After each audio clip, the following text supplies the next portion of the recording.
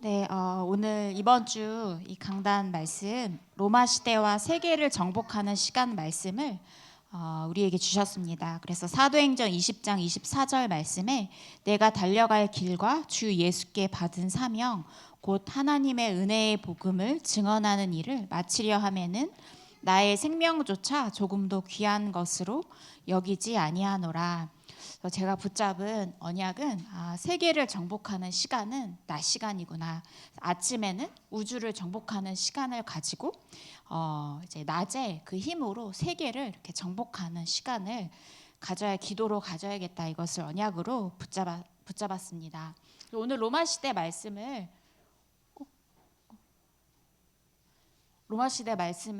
주셨는데요.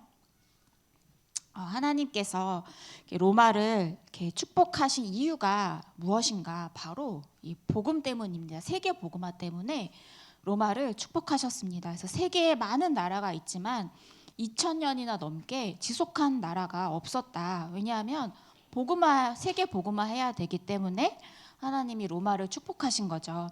그래서 처음에는 로마가 기독교를 핍박하고 박해했지만 오히려 이후에 세계 복음화 증거에 쓰임을 받는 그 나라가 되었다. 이 말씀을 주셨습니다. 그래서 나라를 지속하게 하는 이유도 세계 복음화 때문이고, 왜 그 업을 축복하시는 이유도 세계 복음화 때문이고, 또 후대를 축복하는 이유도 세계 복음화 때문이구나.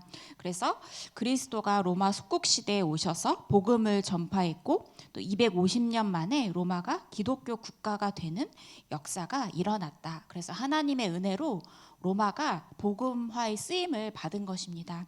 우리도 우리의 노력이 아니라 하나님께서 은혜를 베푸시고 우리를 불러주셔서 세계 복음화의 쓰임을 받는 것이잖아요. 그래서 모든 축복도 잘 되는 것도 안 되는 것도 하나님 손에 있고 모든 것이 하나님의 은혜입니다. 우리 복음 안에 있는 것도 하나님의 은혜입니다.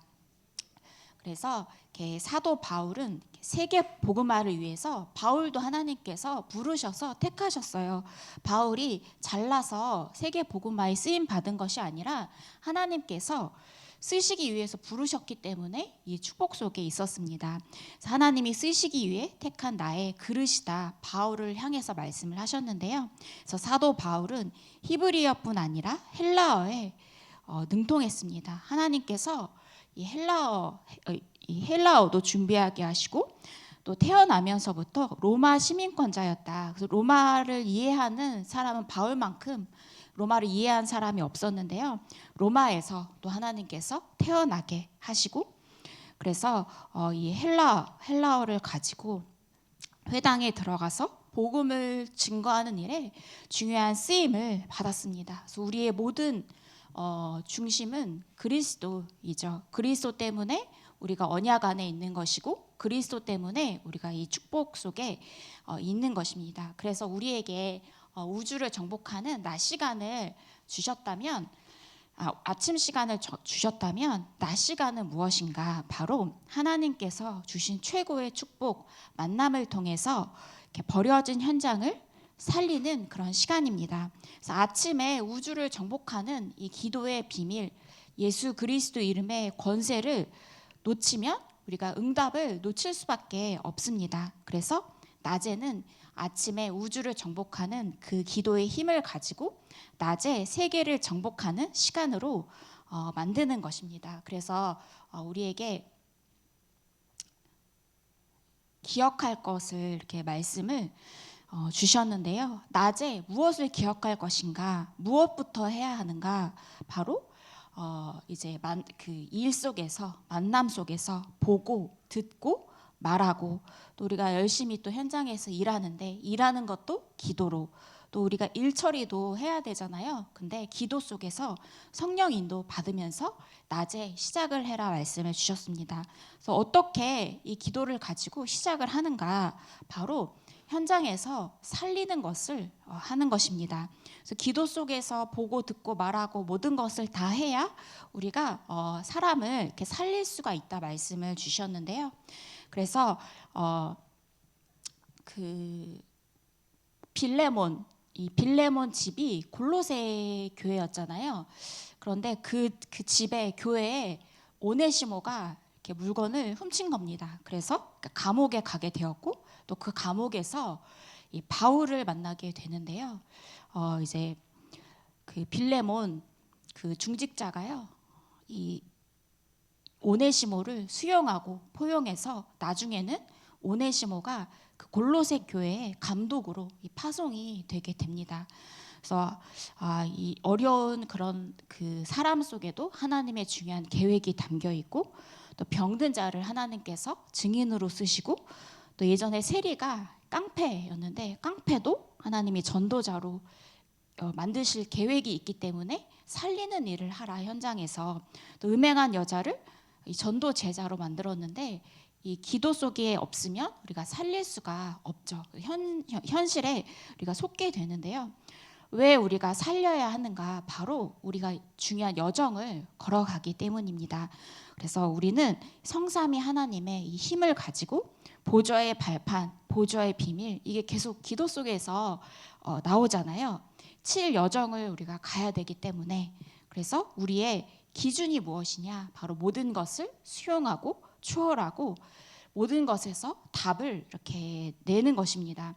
그래서 요셉이 노예로 끌려가는데 이게 하나님의 계획이구나. 수용하지 않으면 노예로 끌려가다가요, 너무 낙심해서 죽을 수밖에 없어요. 사실 너무 낙심되고 미래가 안 보이면 사람이 이렇게 희망을 놓게 되면 이 영과 육이 다 죽잖아요. 그런데 요셉이 모든 것을 수용하고 복음으로, 언약으로 초월하고 이 속에서 모든 답을 내고 그 노예의 그 여정, 결국에는 하나님께서 총리로 세우시는, 애굽을 살리는 중요한 여정을 걸어가게 되는데요.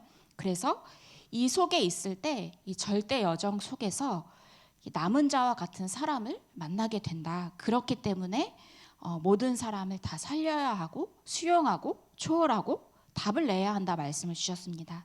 남은 자, 내가 남은 자가 되어서 또 다른 남은 자를 만나게 되고, 하나님이 준비하신 순례, 이 순례자, 또 정복자, 파송된 자, 파수꾼, 정탐꾼, 길을 든 자, 이 사람들이 숨겨져 있기 때문에 가장 중요한 것은 내가 영적으로 기도 속에서 힘을 가지고 모든 사람을 다 살릴 때 이 속에서 중요한 만남을 이렇게 갖게 된다 말씀을 하셨습니다.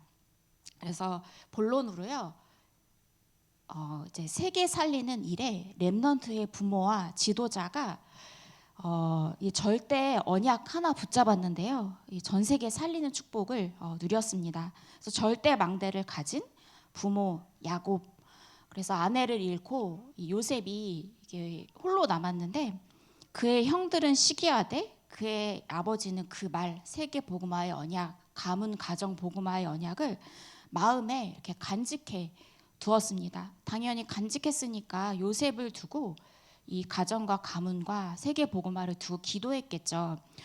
이 언약 하나 붙잡았는데, 절대망대 하나 세웠는데, 또 요게벳이 이렇게 보면 시대마다 가장 어려울 때 이 부모님들이 언약을 붙잡았거든요.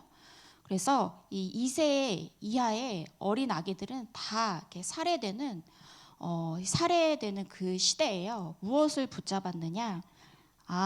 피언약, 그리스도의 피언약, 그리고 왕궁으로 보내자, 이 언약을 붙잡은 것입니다. 그러니까 이 가장 어려울 때, 시대가 어렵고 이 상황이 어려울 때요, 이때 부모님들이 무엇을 했냐? 절대 언약, 절대 망대를 붙잡았습니다. 그래서 렘넌트를 통해서 하나님이 전 세계를 살리시는데요. 또 말씀이 희미한 시대, 말씀이 완전히 없어진 그 시대에 한나가 무엇을 했느냐? 문제가 왔을 때 이 시대를 보면서요, 절대 언약, 이 사무엘을 하나님께 드려야겠다, 이 언약 붙잡고 성전에 보냈는데요, 이 사무엘 한 사람이 이 나라를 완전히 살리게 되었습니다. 그 부모의 언약 하나, 이것 때문에 그 자녀의 그 여정 속에서 하나님이 그 자녀를 쓰시고 또 세계 복음화의 이 축복을 누리게 되었습니다. 또 이 다윗의 아버지는요, 이게 전쟁 중이었죠. 전시 중에 심부름을 어떻게 보냅니까? 저는 못 보낼 것 같아요. 너무 차라리 내가 간다 막 이러지. 근데 가장 위험할 때 이 심부름을 보낸 것입니다. 그 현장에서 골리앗을 만났잖아요. 이 모든 렘넌트들의 부모님들은 가장 시대가 어려울 때, 가장 위험할 때 이때 정확한 언약을 붙잡았구나. 이것을 말씀을 통해서 이렇게 깨닫게 되었는데요. 또 이제 엘리야가 지명수배를 당했잖아요. 그 엘리야를 따라가면 엘리사가 죽을 수밖에 없는데 엘리야를 따라가는데 엘리사의 부모님들이 그것을 허락했잖아요. 허용했잖아요. 그래서 이 부모님들이 얼마나 중요한가. 예수님께서 이렇게 십자가에 달리시기 전에 그 여자들이 예수님을 향해서 우는데요.